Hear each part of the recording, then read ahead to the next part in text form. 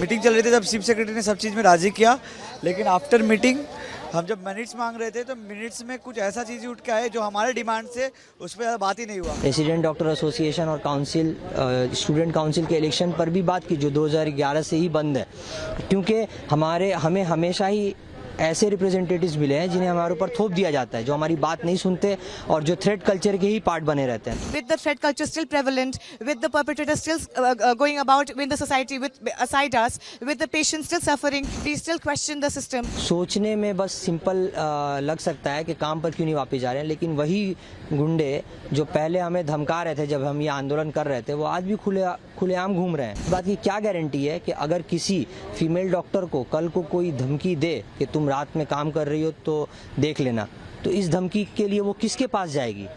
ये तो अभी भी इसका आंसर नहीं है। For 41 days counting, we have been on the streets demanding for basic human rights, demanding for justice.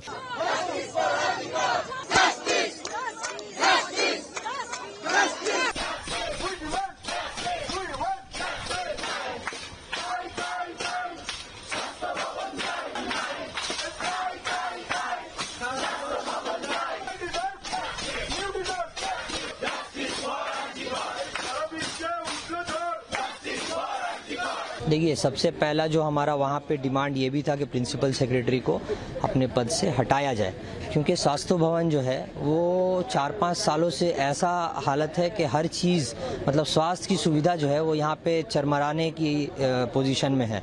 तो हमारा पहला ये डिमांड था, जिसे ये कहा गया कि वो उस पर बात नहीं होगी, वो नहीं माना जाएगा।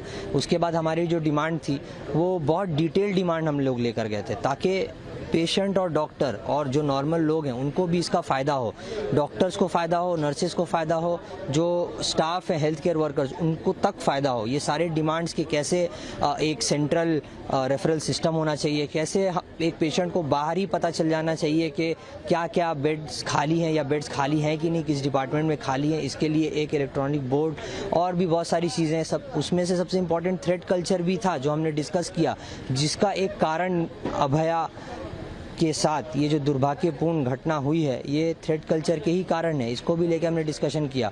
उसके साथ ही साथ हमने रेसिडेंट डॉक्टर एसोसिएशन और काउंसिल स्टूडेंट काउंसिल के इलेक्शन पर भी बात की जो 2011 से ही बंद है, क्योंकि हमें हमेशा ही ऐसे रिप्रेजेंटेटिव्स मिले हैं जिन्हें हमारे ऊपर थोप दिया जाता है, जो हमारी बात नहीं सुनते और जो थ्रेट कल्चर के ही पार्ट बने रहते हैं। तो हमने ये सारे बातें रखी और कहा गया कि हाँ ये मान लिया जाएगा, ये भी मान लिया जाएगा, लेकिन जब वही लिखित तौर पे देने की बात आई डिटेल में कि ये चीज़ों पे बात हुई है, इन चीज़ों को माना गया है, तो वो हमें नहीं मिल पाया। तो हम यही समझते हैं कि आस्था रखे हुए हम अब भी व्यवस्था पर, सिस्टम पर, चेयर पर, कि वो हमसे हमारी मांगें जल्द से जल्द पूरी करें और हम जल्द से जल्द काम पर वापस लौटें। यानी सारी बातें ज़बानी रही? हाँ, अभी ज़बानी ही रही, हम लिखित तौर पे कुछ भी बता नहीं पाएंगे कि ये क्लैरिटी है, क्योंकि ऐसा कोई डॉक्यूमेंट हमारे पास हमें नहीं मिला।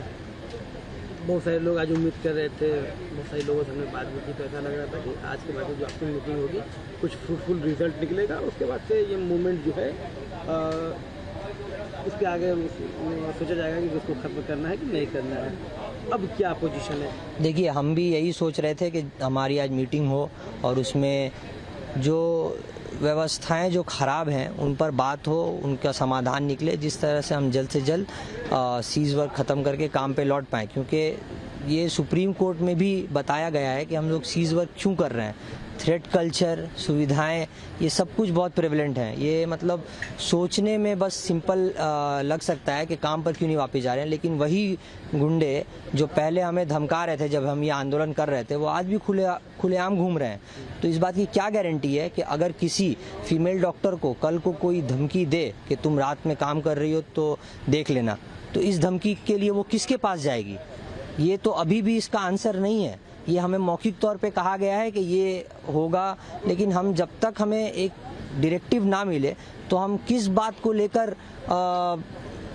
पब्लिक के सामने या लोगों के सामने आएंगे कि हमने ये अचीव किया है या हमें ये मिला है सही तौर पे। तो हमारी डिमांड यही थी। और जब तक हमें डायरेक्टिव प्रॉपरली नहीं मिलता कि ये चीज़ें हुई हैं, एक ब्लूप्रिंट नहीं आ रहा है, तब तक हम अपना ये आंदोलन कंटिन्यू करेंगे। और ये जो यहाँ पर हमने सिट इन प्रोटेस्ट किया हुआ है स्वास्थ्य भवन पे, वो भी कंटिन्यू करेंगे। हमारा जो मूवमेंट है, ये मूवमेंट तब तक चलेगा जब तक अभया को जस्टिस नहीं मिलता।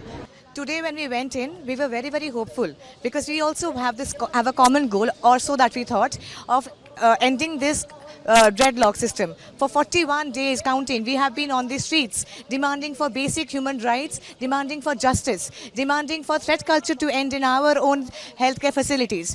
We also not only demanded our own healthcare facility to improve, but also for patient care to improve, for the citizens to benefit from this by having some transparency in the healthcare recruitment boards and also transparency in the patient referral systems, by having some fair means in those systems as well. We were told that whatever points that we are making, they are very, very valid, and we were given assurances verbally. But when we asked for a minutes of meeting, we were told that we need to email them whatever our needs are, and based on that, they will later on verify those the pointers, and then maybe circle back to us with certain central directives. We are very hopeless. We right now feel very hopeless. We want to resume work, but with the threat culture still prevalent, with the perpetrators still going about in the society aside us, with the patients still suffering because of a non-transparent referral system, we still question the system. We still are very, very not satisfied with what happened today. आज हम लोग आए थे यहाँ पे सदस्यों से meeting करने के लिए, लेकिन कोई जब मीटिंग चल रही थी तब चीफ सेक्रेटरी ने सब चीज़ में राज़ी किया, लेकिन आफ्टर मीटिंग हम जब मिनट्स मांग रहे थे तो मिनट्स में कुछ ऐसा चीज़ उठ के आए जो हमारे डिमांड से उस पर ज़्यादा बात ही नहीं हुआ। हम अपने मिनट्स में लिखे थे, हम अपने डिमांड्स में लिखे थे कि हम अपने साथ हमारे नर्स, हमारे हेल्थ केयर जो लोग भी है, और साथ में जो पेशेंट्स है, सबके लिए हम लोग ने लिखा था कि ताकि एक प्रॉपर रेफरल सेंटर खुले, एक प्रॉपर बेड लिस्ट निकले, ताकि पेशेंट को इधर से उधर घूमना ना पड़े। लेकिन इसके बाद भी उन्होंने इस सब फोकस नहीं किया। जो चीज़ हमें सबसे ज़्यादा डर था, जो हमारा डिमांड 5 में थ्रेट कल्चर, उसके बारे में आज उन्होंने कुछ लिखने से मना किया है। उन्होंने बोला हमें डायरेक्टिव दीजिए, हमें मेल कीजिए, हम डायरेक्टिव देंगे। अगर मेल करके नहीं रहता तो हम लोग मेल करके आते, मीटिंग करने का कोई ये नहीं था।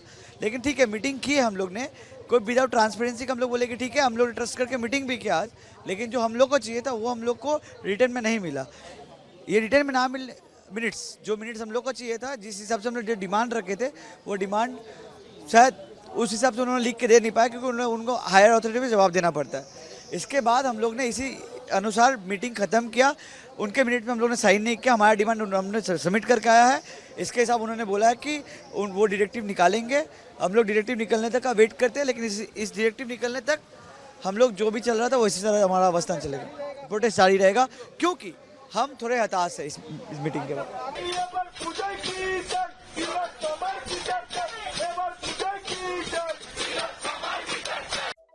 Subscribe to Midday India. Get direct notifications on all our videos by clicking on the bell icon.